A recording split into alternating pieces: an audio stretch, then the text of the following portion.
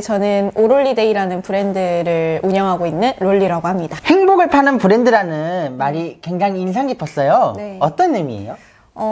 사실 어떤 걸 판다고 할 때는 되게 구체적인 어떤 사물이나 서비스 같은 게 있을 수 있는데요. 저희가 그동안 만들어왔던 모든 것들이 사실은 누군가의 행복을 위해서 만들어지는 것들이었어요.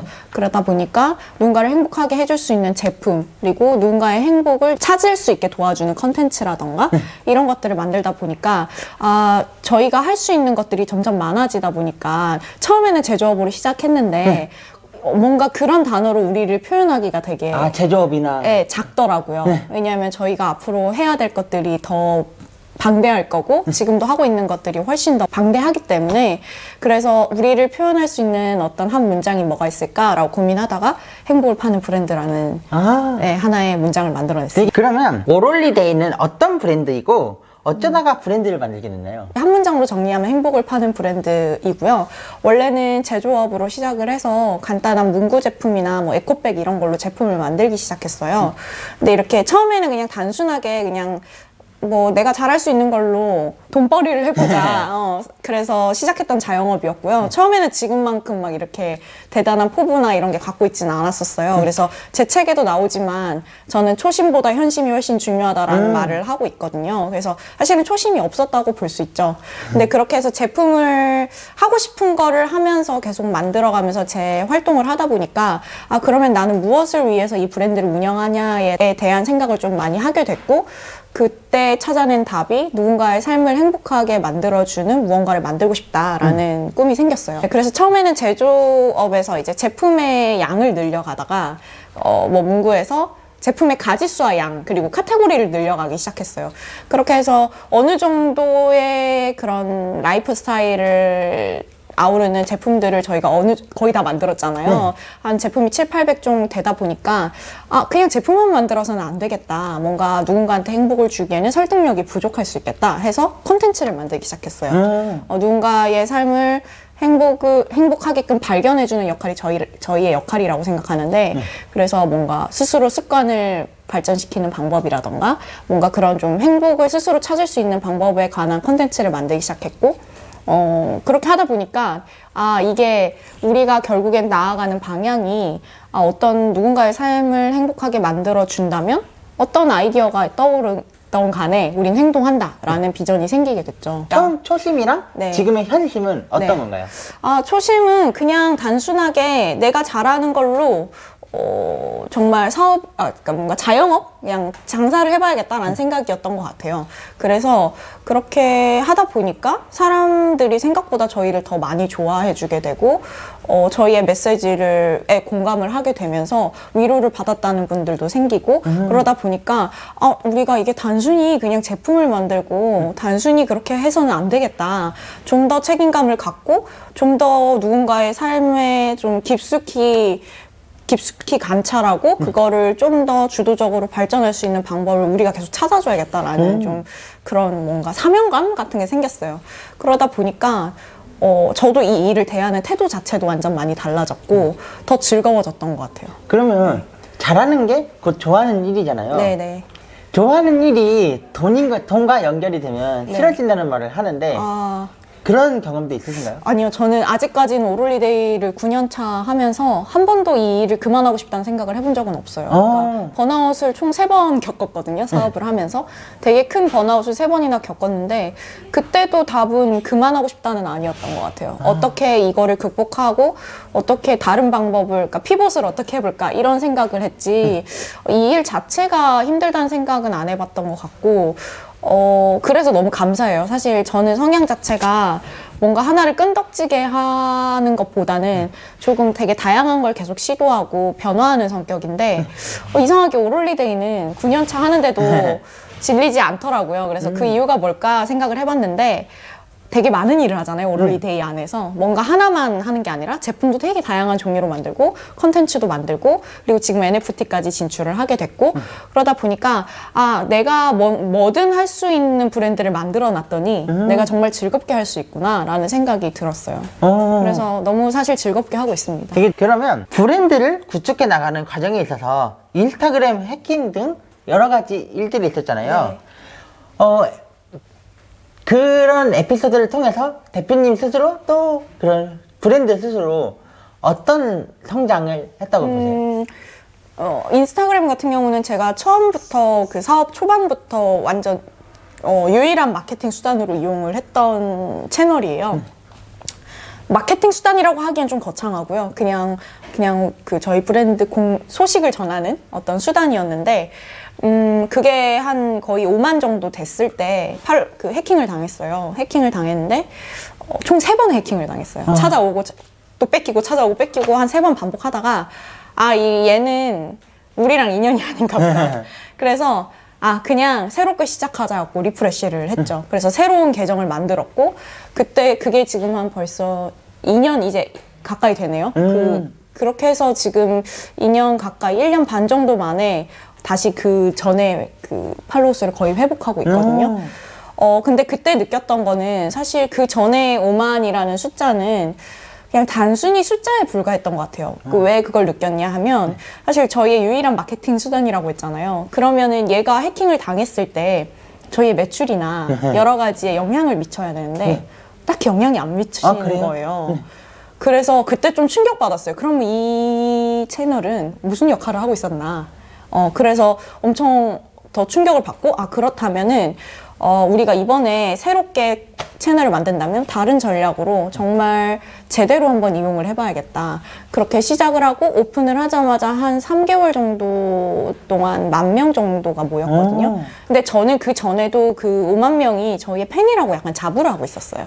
근데 그래서 사실은 오픈하고 나면은 최소 반 이상은 금방 유입이 될 거라고 생각을 했는데, 한 3, 4개월 동안 10,000명 정도밖에 유입이 안 되는 거예요. 근데 10,000명이 큰 숫자잖아요. 근데 그때는 잠깐 실망했어요. 그러니까 저희 팬들한테 실망했다기보다 제가 갖고 있던 그 생각에 대해서 좀 실망을 했고, 근데 또 좀 며칠 지나서 다시 생각해 보니까, 그럼 그 10,000명은 우리가 어떤 일을 겪어도 다시 올 사람이다. 그러면서 그 찐팬에 대한 키워드를 저희가 도출해내기 시작했고, 우리가 이제 이렇게 우리가 어떤 일이 있어도 다시 찾아와 줄 사람을 한번, 그런 사람들을 위해서 우리가 더 적극적으로 진심을 다해서 한번 이제 앞으로 활동을 펼쳐보자라는 생각을 하게 됐고, 그때부터 약간 저희가 정말 찐팬을 위한 찐팬에 의한 그런 뭔가 여러 가지 활동을 시작했죠. 인스타그램을 새로 만들고 나서 매출에 있어서도 얼마나 그런 변동이 생겼나요? 사실 그건 인스타그램만이라고 보기는 좀 어려운 것 같고요. 그때 좀 총체적인 액션 자체가 좀 달라졌던 거라서, 인스타도 그렇고, 그리고 아까 말씀드렸던 것처럼 찐팬을 위한 여러 가지 활동을 시작했고, 그리고 저희가 그때 본격적으로 마케팅 팀이 생겼고, 되게 엄청나게 복합적인 변화가 많았었어요. 그래서 사실 2020년에서 21년으로 넘어갈 때 거의 매출이 2배 정도 상승을 했습니다. 오롤리데이가 세상에 알려진 계기는 뭔가요? 세상에 알려지게 된 계기. 저희는 좀 초반부터 좀 많이 알려지게 된 것 같기는 해요. 알려지게 된 것 같고, 왜냐하면 오롤리데이를 만들기 전에 제가 인스타에서 그래도 조금 인지도가 있는 사람이었거든요. 그래서 시작을 할 때 좀 다른 분들보다는 수월하게 시작했던 것 같아요. 저라는 사람 자체가 약간 매체가 될 수 있었으니까. 근데 조금 폭발적으로 알려지게 된 계기가 몇 번의 이런 그 모멘트가 있긴 했는데,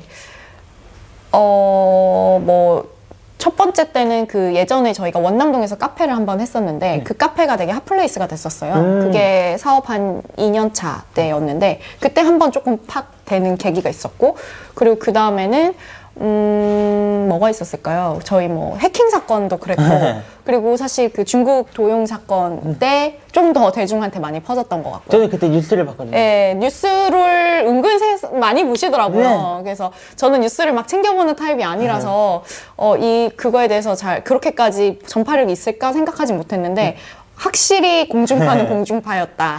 그리고 남자분들이 많이 저희를 알게 되셨어요. 아. 원래는 저희는 좀 여성분들이 되게 더 많이 좋아하는 브랜드였는데 네. 그때 그 계기 이후로 남성분들이 좀 많이 관심을 갖게 됐고 그리고 작년에 이제 현대백화점 더현대 서울에서 저희 팝업 스토어 때 그때 대중들한테 많이 알려지게 된 것 같아요. 아, 네, 근데 그때 저희 더현대 나갔을 때도 뭐 책에 잠깐 나오긴 하지만 저는 저희가 꽤 많이 대중적인 브랜드라고 생각을 하고 있었거든요. 저희 팀도 마찬가지로.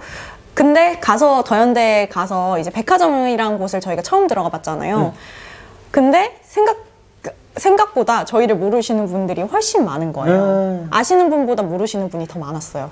그게 와가지고 아 여기 무슨 브랜드냐 그리고 뭐 한국 브랜드냐 뭐 이런 질문도 되게 많이 받았고 저희가 또 규모가 생각보다 크잖아요. 제품도 많고 그래서 뭐 대기업에서 진행하는 세컨 브랜드냐 이런 질문도 되게 많이 받았고요. 근데 그때 조금 자극을 받았죠. 아 생각보다 우리가 그렇게 유명한 브랜드가 아니었다.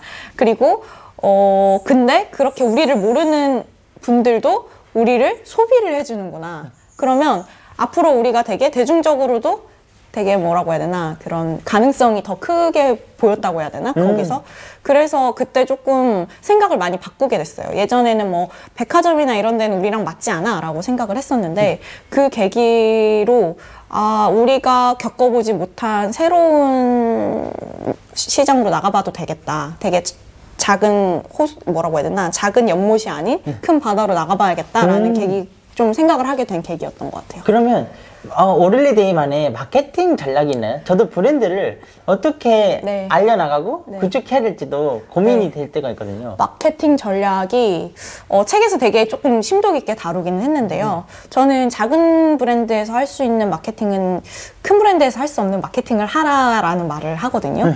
큰 브랜드에서 할 수 없는 마케팅이 무언가요? 라고 물어보면은 진심을 다해서 소통하는 마케팅이라고 말씀을 드리고 있어요. 아무래도 사실 그 진심을 다해서 소통을 한다는 게 되게 쉬운 일 같지만 굉장히 어렵거든요. 어렵죠. 네. 뭔가 하나하나에도 다 디테일을 챙겨야 되고 소비자의 마음을 계속해서 분석해야 되고 어떨 때는 힘들고 귀찮은 날이 있더라도 그거에 정말 진심을 다해서 해야 되거든요. 그리고 하다못해 뭐 컨텐츠 하나하나 만들 때도 정말 진심을 다해서 기획을 해야 되고요. 그런 것들에서 사실은 굉장히 많은 시간이 필요해요. 시간과 그리고 그 축적되는 시간. 그러니까 그 하나하나의 시간도 많이 들어가겠지만 그게 또 오랫동안 축적이 돼야지만 얘네 진짜 진심이구나 라는 게 한두 달 해서는 안 나오거든요. 그러면 사람들의 말처럼 한 번에 네. 되는 게 없다. 네, 그렇죠. 사실 되게 인내도 필요하고 엄청 그래서 제가 항상 하는 말이 진심으로 해야 된다라는 말이 있는 게 이게 진심이 아니면 하기가 너무 힘들거든요. 그쵸. 지속하기가 너무 힘들고 그 똑같은 톤 앤 매너를 계속 유지하는 게 쉬운 일이 아니에요.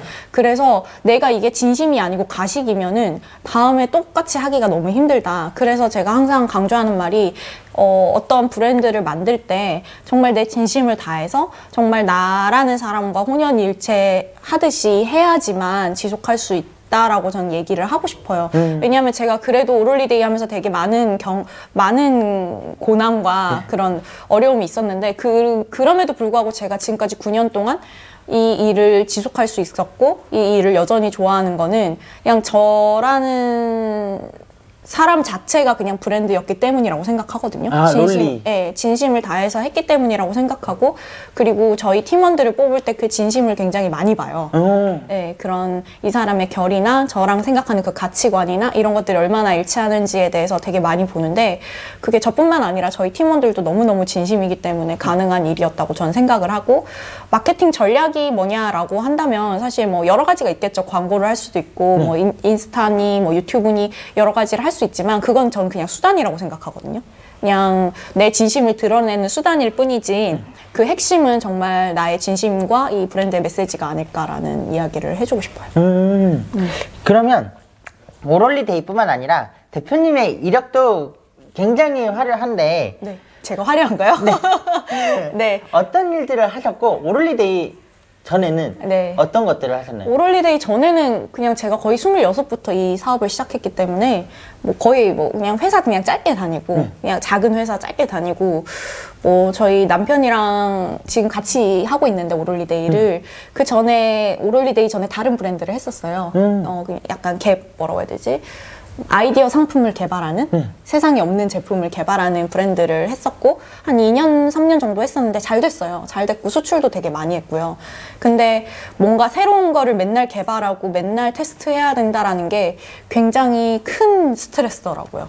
뭔가 그거에 대한 강박이 되게 심했고 그리고 뭔가 새로운 제품과 제품 사이에 텀이 너무 길었고 그러다 보니까 제 성향이랑 좀 안 맞았어요. 저는 좀 뭔가 계속 새로운 거를 팍팍팍팍 치고 나가야 되는 좀 추진력이 좀 되게 센 편이어서 그걸 빨리 치고 나가야 되는 성향인데 그거랑 좀 안 맞았고 그래서 약간 슬럼프가 왔었어요.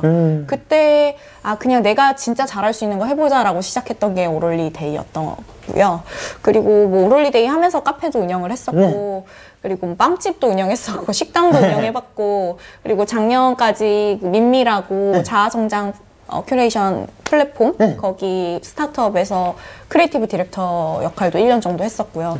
그래서 되게 다양한 일을 많이 했어요. 근데 그렇게 다양한 일을 하면서 지금 내린 결론은 오롤리데이에 그 내 에너지를 다 집중하자라는 결론을 내렸어요. 다른 것보다는 네, 그 다른 거를 하면서 너무 좋았고 좋은 경험이었고 되게 많은 인사이트를 얻었는데 확실히 저는 제가 멀티플레이가 되는 사람이라고 생각을 했는데요.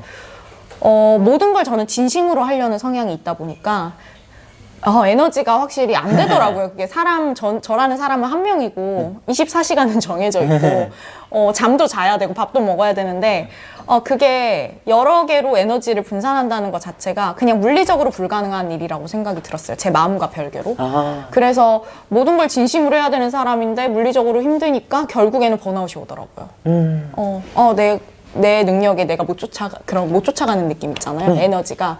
그래가지고 결국에는 결론을 내린 게 오롤리데이에 더 집중하고 내가 여기저기서 뿜었던 에너지를 오롤리데이에서 다 써보자 라고 해서 더 적극적으로 오롤리데이에서 새로운 일들을 많이 시작했던 게 작년부터였던 것 같아요. 그게 또 원동력이 되고. 네, 맞아요. 브랜드 아이덴티티가 행복을 파는 거잖아요. 네. 박신우 네. 대표님께서는 네. 어떤 걸 할 때, 뭘 할 때 행복을 주나요? 일단 제가 이 사업을 시작할 때 되게 고민했던 것 중에 뭘 해야 내가 지속할 수 있을까라는 걸 되게 고민을 많이 했는데 그때 저한테 지속할 수 있었던 건 항상 뭔가 유의미한지 그거랑 그리고 책임감 그리고 재미 그런 것들이 저한테 항상 동기부여가 됐던 것 같아요. 그래서 재미있는 일을 책임감 있게 할 수 있을 때 난 지속할 수 있겠다. 그리고 내가 행복함을 정말 진심으로 느끼는 일을 해야 지속할 수 있지 않을까라고 생각해서 저의 그 삶을 되돌아 봤을 때 내가 언제 가장 행복할까라는 생각을 했을 때 저는 누군가를 웃게 만들 때, 내가 웃겨줄 때, 그리고 학교 다닐 때부터 친구들이 저한테 상담을 되게 많이 했거든요. 그래서 저한테 왔을 때 제가 누군가한테 선한 영향력을 줬을 때 이럴 때 제일 행복하더라고요. 조금 차원이 다른 행복 있잖아요. 그래서 나는 결국엔 누군가한테 뭔가 나눠주고 누군가한테 그렇게 해줘야 더 기쁨을 느끼는 사람이구나. 그러면 그거를 내가 잘하는 디자인으로 한번 접목시켜서 해보자라고 시작했던 게 이 사업이었는데 그냥 언제 행복하시나요? 물어보면 되게 행복한 건 많아요. 저는 자주 행복을 느끼는 사람이라서 그냥 팀원들이랑 얘기하면서 수다 떨 때도 자주 행복을 느끼고 뭐 산책할 때나 뭐 하늘 볼 때나 맛있는 거 먹을 때나 그런 좀 작은 행복들이 저는 많이 모여야 사람이 되게 많이 행복할 수 있다고 생각하거든요. 그 김경일 심리 교수님이 행복은 강도가 아니라 빈도라는 말을 하셨어요. 근데 저는 그 말에 너무나도 공감을 하는 게 전 사람마다 이 행복 주머니가 다 있다고 생각을 하는데 어떤 사람은 그 행복 주머니에 어떤 큰 거를 하나를 탁 끼워 넣길 바라는 사람이 있을 거예요. 예를 들어 뭐 어떤 원하는 회사에 합격을 한다던가 내가 좋아하는 사람이 그 사람이 나한테 고백을 한다던가 로또에 당첨된다던가 청약에 당첨된다던가 그런 거를 행복이라고 생각하면서 사는 사람이 분명히 있을 거라고 저는 생각이 들거든요.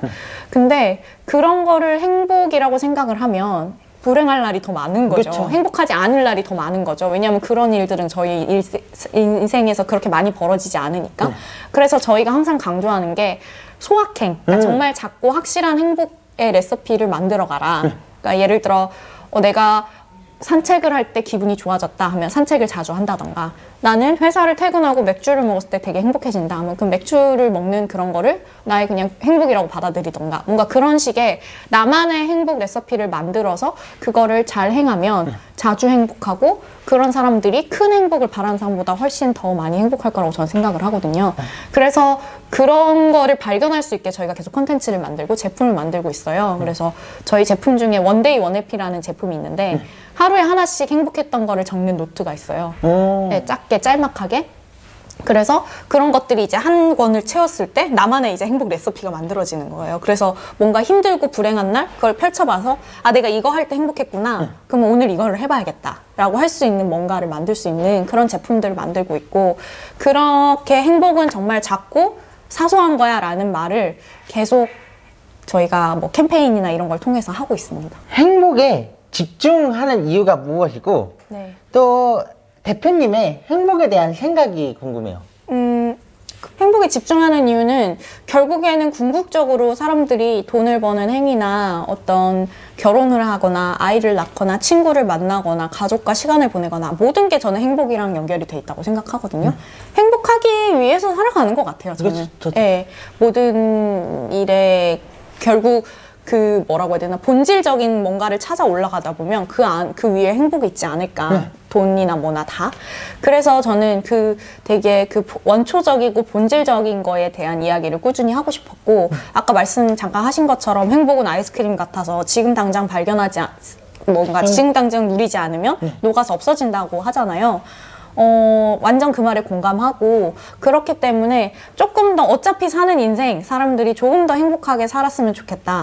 조금만 더 그 행복을 발견할 수 있었으면 좋겠다라는 사명감이 있어요, 저는. 그래서 그래도 저는 이런 브랜드를 통해서 이거를 펼칠 수 있는 능력이 있는 사람이잖아요. 캠페인도 할 수 있고. 그래서 그런 능력을 그렇게 써보고 싶다라고 생각을 하게 됐고, 그래도 많은 분들이 저희한테 되게 후기 같은 거 많이 남겨주시거든요. 저희 팬분들은.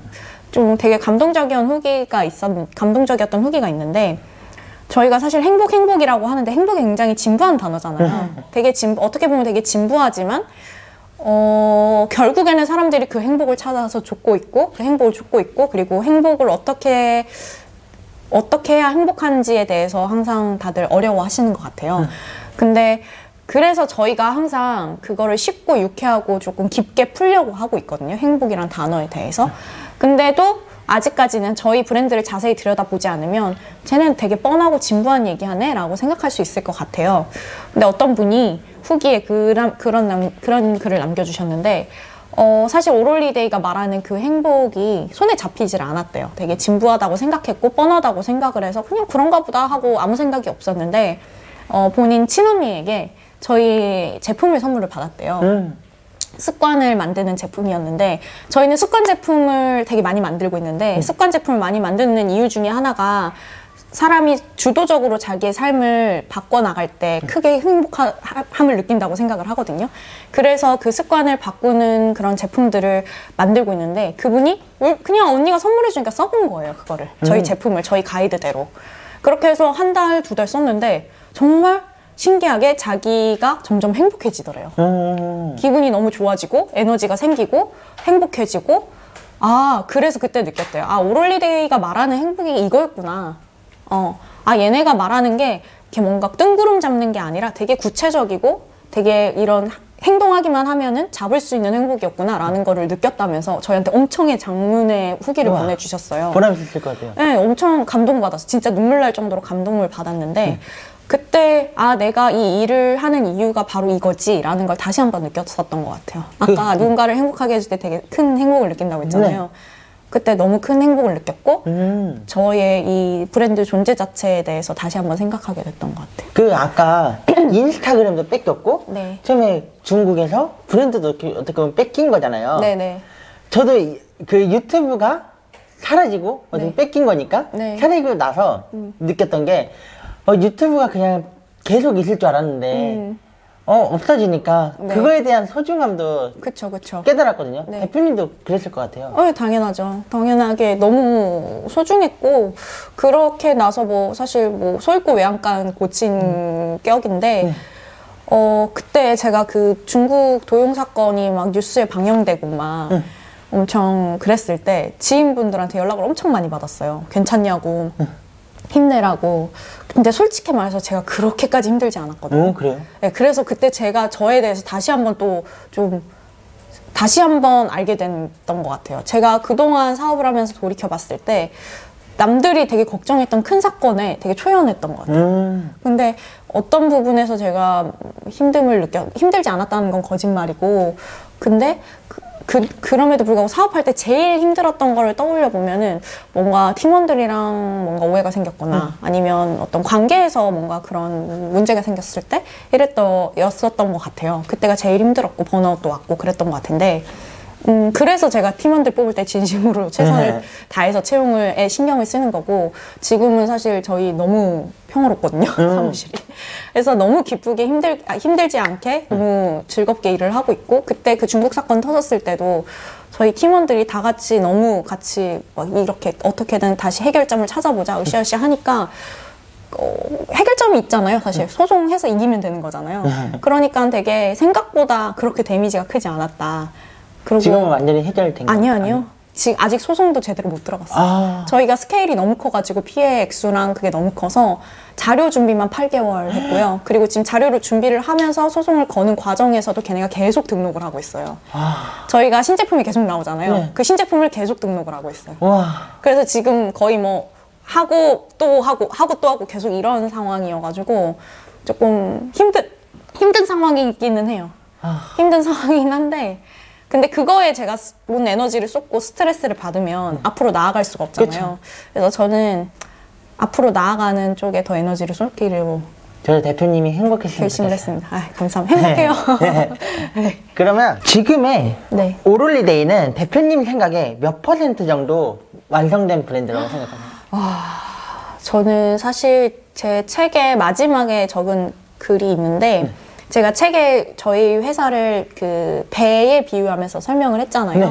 그래서 뭐 카약에서 통통배, 돛담배, 요트, 그리고 마지막 크루즈 이렇게 비유를 했는데, 마지막에 제가 쓴 글이 그렇게 배가 이렇게 성장해오면서 왔는데 그 다음이 배일지 크루즈 다음이 배일지 로켓일지 뭐일지 난 모르겠다라는 이야기를 했는데, 정말 또 그런 것이 사실 반년 전까지만 해도 제가 NFT를 하게 될 거라고 상상도 못했거든요.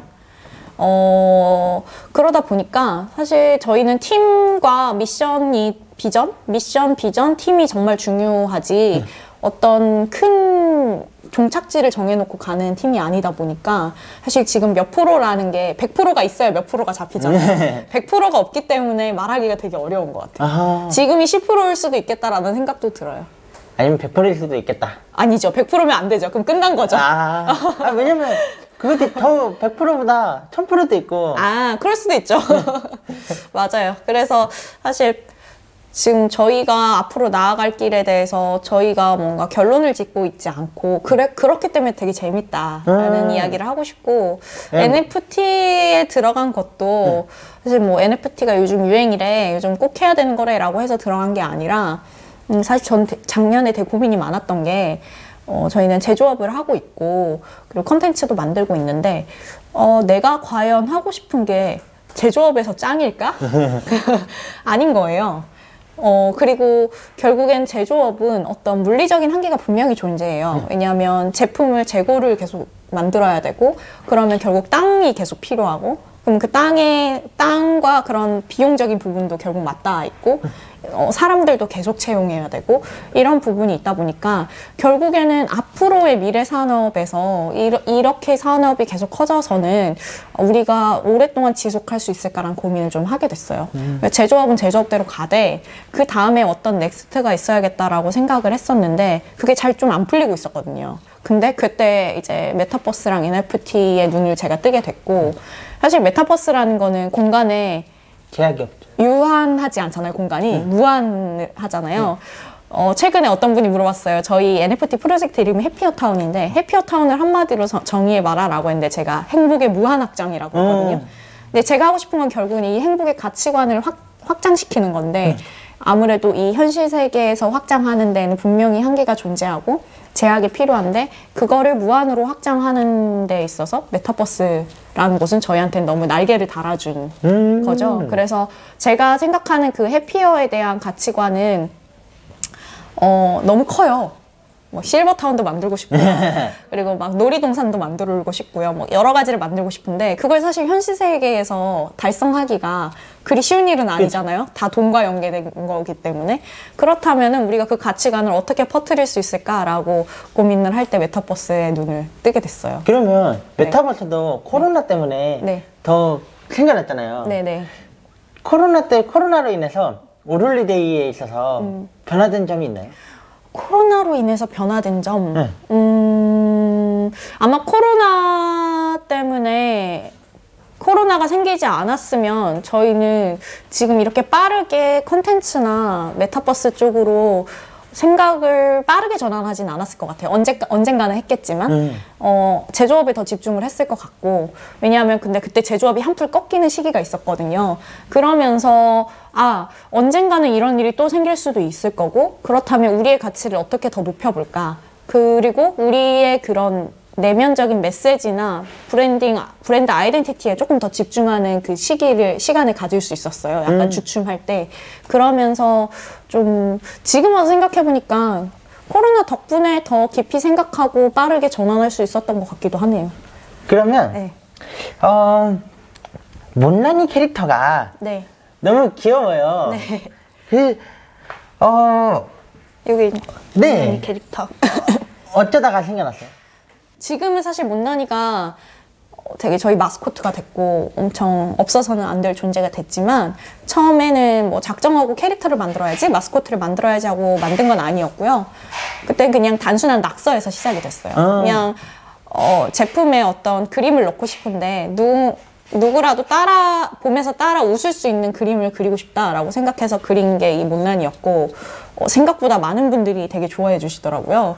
그래서 그때부터 본격적으로 제품을 만들기 시작했어요. 얘를 이용해서 만들게 됐는데 점점 더 많은 분들이 어디에도 있었으면 좋겠어요. 뭐도 나왔으면 좋겠어요. 이러면서 제품이 늘어나면서 자연스럽게 저희 마스코트가 된 아이라서 그러면 네. 이게 못났다, 네. 귀엽다, 네. 예쁘다 네. 그런 것도 다 상대적이잖아요. 네네네. 대표님이 생각하기로는 네.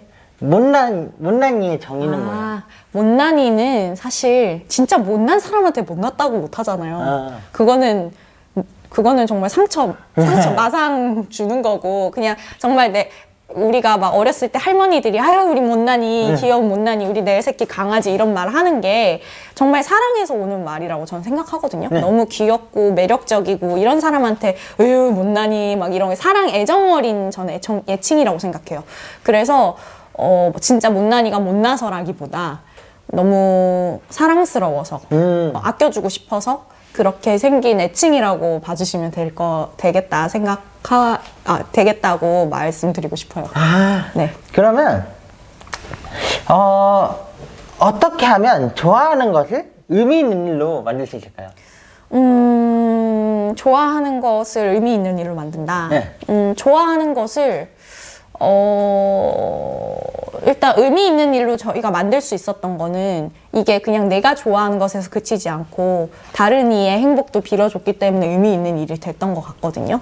그리고 사실은 인생에서 무언가를 지속한다는 게 쉽지 않은 일일 수 있는데 그래도 좋아했기 때문에 그리고 그걸 진심을 다해서 좋아했고 그것을 좋아하는 마음을 또 행동으로 이었기 때문에 의미 있는 일이 되지 않았나라는 생각이 들어요. 그래서 뭐든지 정말 진심으로 좋아하고 진심으로 행동하고 그러다 보면 결국엔 그게 의미 있는 일로 바뀌지 않나? 라는 이야기를 하고 싶어요. 취향이 이제는 경쟁력이 되는 시대예요. 네. 대표님의 취향은 뭔가요? 제 취향. 전 취향도 자주 바뀌는 것 같아요. 아까 좋아하는 것도 되게 많이 바뀌는 것처럼 취향도 뭔가 정해놓고 좋아했던 적이 없던 것 같아요. 그냥 이번에는 저 치마가 예뻐 보이네? 그럼 저 치마도 사보고, 저 바지도 예뻐 보이네? 저 바지도 사보고, 머리 스타일 저렇게 바꿔볼까 하면서 머리 스타일도 바꿔보고 그랬던 것 같거든요. 근데 확실하게 제 취향이 뭐냐고 물어본다면은 저는 브랜드로 따지면은 좀 메시지가 좋은 데를 보는 것 같아요. 그리고 예를 들어 정말 마음에 드는 옷이 있는데 거기 사이트 갔는데 사이트가 너무 불친절하다. 그 사람이 이제 뭔가를 소개하는데 이 제품을 되게 불친절하게 소개한다. 그러면 저는 좀 안 좋아지게 되는 것 같아요. 그쵸. 그래서 아무래도 저희가 되게 진심을 다해서 하는 팀이다 보니까 다른 브랜드를 볼 때도 이들이 얼마나 진심인지, 이들이 얼마나 여기서 최선을 다하고 있는지가 보이게 되는 것 같아서 요즘에는 약간 그런 거를 취향이라고 말하면 말할 수 있지 않을까라는 생각이 들어요. 그냥 겉으로 드러나는 것보다 안에 있는 거를 보게 되는 눈이 생기는 것 같습니다. 요즘 되게 습관 관련해서 많이 하잖아요. 네네. 대표님의 요즘 습관은 뭐예요? 저의 요즘 습관은 요즘은 제 루틴을 못 갖고 있는 게 좀 저의 맞아요. 약간 걱정거리인데요. 왜냐면 되게 인스타그램에도 네. 새벽에 네. 퇴근하시고. 사실 제가 제일 잘 못하는 것 중에 하나가 제 건강 관리라 저의 뭔가 건강한 삶을 하는 거를 되게 못하는데 제가 약간 이 일을 되게 너무 좋아해요. 이 일 자체를 너무 좋아하고 그러다 보니까 일에 막 빠져서 뭐 하다 보면 막 새벽이 되고 자꾸 그러다 보면은 잠을 자야 되니까 잠자고 아침에 일어나면 또 출근을 하고 약간 이런 삶이 좀 반복된 지가 좀 꽤 됐어요. 꽤 돼서 최근에 좀 아프기도 했었거든요. 근데 저희 직원들이 저희가 매년 연말마다 리포트를 내거든요. 연말 리포트를 내는데 거기에 저한테 하고 싶으면 제 건강 관리 잘하고 다들 제 건강을 너무 신경 써주고 저 자체도 내가 오랫동안 이 일을 하려면 건강도 필수다라는 생각에 지금 고민을 많이 하고 있어요. 어떻게 하면 내 건강한 삶과 이거를 잘 가져갈 수 있을까? 근데 저는 사실 워라밸이라는 말을 그렇게 좋아하진 않거든요. 왜냐하면 워라밸이라는 말이 되게 인식적으로 워크와 라이프를 절대적인 시간으로 분리하는 것 같아가지고 뭔가 일을 많이 하면 워라밸이 안 좋고 이런 거가 사실 저는 되게 편협적인 사고라고 생각을 해요. 근데 저는 워라밸이라는 건 결국에는 저는 일 자체가 라이프거든요. 워크이자 라이프라고 생각을 해요. 그래서 저는 이 일을 할 때 얼마나 좋은 그러니까 질이 문제라고 생각하거든요. 양보다는. 그래서 저는 사실 그렇기 때문에 지금 약간 건강은 좀 자부할 수 없지만 그래도 정신 건강은 되게 좋단 말이에요. 그래서 여기다가 플러스 몸 건강을 어떻게 해야 될지 고민을 해보고 있고 근데 재작년쯤에 제가 루틴을 만들어서 오전 루틴을 한 3시간짜리 루틴을 만들었었어요. 그때 명상하고 요가하고 러닝하고 그리고 막 요리해 먹고 그때 진짜 건강했거든요. 그래서 그때 루틴의 소중함을 알게 됐고 그래서 저희 제품의 루틴 표도 만들게 됐고 그렇게 됐는데 아무튼 그걸 너무 잘 알지만 잘 안 되는 저입니다. 하루 일과가 어떻게 되세요? 하루 일과 한 아침 8시쯤에 눈을 뜨면 8시 좀 늦잠 자는 날은 9시 그렇게 해서 출근을 해서 하루 종일 일을 합니다. 회사에서 일을 하고 요즘에는 진짜 새로운 프로젝트가 너무 많아서 12시 항상 넘어서 퇴근하는 것 같아요. 그러면 출근한다는 의미는 어떤 네. 의미예요, 대표님한테? 저 출근하는 거 되게 좋아해요. 그래요? 네, 저희 남편이 저보고 맨날 집에 있으면 비실비실거리고 회사만 가면 펄펄 난다고 그러는데 이게 사실 저는 팀원들이랑 같이 있는 시간을 되게 좋아하거든요. 같이 뭐 일만 하는 게 아니라 저희는 같이 뭐 노래도 부르고 회사에서 춤도 추고 농담 따먹기도 하고 맨날 그러니까 여기 오는 것 자체가 저한테 되게 활력소고 그렇기 때문에 오래 일할 수 있는 것 같아요. 네. 하는 일에 따라서 사람의 성격도 달라지잖아요. 네. 대표로서 박신우, 네. 또 디자이너로서의 박신우, 네. 사람으로서의 박신우는 어떤 사람이에요? 이거가 제가 완전 ENFP거든요. 저도요. 사실 예. MBTI로 뭔가 사람을 딱 말하기는 애매하지만 전 좀 ENF 그 전형적인 그 설명이 그냥 저한테 완전 부합하는 사람이에요. 뭐 되게 원래 지속하는 거 어려워하고 그리고 엄청 뭐라고 해야 되나 생각이 산발적으로 떠오르는 사람이라서 그걸 산발적으로 떠오르는 걸 행동을 하고 뭔가 체계적인 거 되게 못하고 그런 사람인데 회사를 그렇게 운영하면 절대 안 되겠더라고요. 저는 뭐 직원 관리도 해야 되고 뭐 서류 관리도 해야 되고 뭐 세무 관리도 해야 되고 이러다 보니까 되게 저랑 성향이 안 맞는 일들을 해야지만 이 회사가 굴러갈 수 있잖아요. 그러다 보니까 진짜 처음에는 막 울면서 너무 힘들다. 왜냐하면 우리는 그 일을 정말 하는데 에너지 많이 뺏기잖아요. 이런 성향인 사람은. 그래서 내가 진짜 다른 사람이 1시간 할 거 막 5시간 울면서 막 하면서 했는데 어떻게 하다 보니까 그것도 늘더라고요. 계속 늘고 제가 맨날 착각해. 알고 보면 제2로 변한 게 아닐까. 근데 아니더라고요. 항상 테스트하면 완전 슈퍼 P로 나오는데 근데 그게 결국엔 학습형 약간 제2의 성향이 조금씩 탑재가 되고 있는 게 아닐까. 사실상 제2가 아니지만. 그래서 어쩔 수 없이 대표로서 해야 되는 일들이 생겨나고 또 저한테 되게 중요한 게 책임감이라고 했잖아요. 그 책임감으로 인해서 생겨나는 저의 그런 여러 가지 대표로서의 활동들. 그래서 사실 완전 분리되진 않는데요. 사장 대표와 롤리가 완전 분리되진 않는데 가장 차이 나는 건 그 P와 J의 영역이지 않을까라고 생각해요. 사실 저희 회사 안에서도 팀원들 앞에서 춤추고 노래 부르고 다 하거든요. 그래서 그건 그냥 롤리라는 사람 그 자체인 것 같고 대신에 업무할 때는 나처럼 하지 말아야지. 이렇게 하고 열심히 하고 있습니다. 노력하고 있어요. 정말 열심히. 그러면 지금 만족도는 5점 만점에 몇 점이고 지금 하는 일을 만약에 누가 길 가면서 혹시 지금 하는 일 어떤 일 하세요? 라고 물어본다면 뭐라고 말하고 싶으세요? 지금 만족도는 저는 5점 만점에 10점. 저는 정말 이 일을 너무너무 사랑하고 저희 브랜드를 사랑하고 그냥 이거가 앞으로 내 삶에서 너무 중요한 무언가 저라는 사람만큼 중요한 게 된 것 같고요. 그리고 누군가가 저한테 무슨 일을 하냐고 물어본다면 행복을 파는 브랜드를 꾸려나가는 일을 하고 있다라고 말씀드리고 싶어요. 사실 이제는 거의 제가 디자인을 많이 안 하고 있고 이 회사를 제대로 운영하기 위한 여러 가지의 되게 총체적인 거를 디렉팅하고 있거든요. 그래서 어떤 하나의 직업으로 설명하기보다는 그렇다고 또 CEO로 설명하는 건 또 아닌 것 같고 디렉터에 더 가까운 것 같아요. 브랜드 디렉터? 네.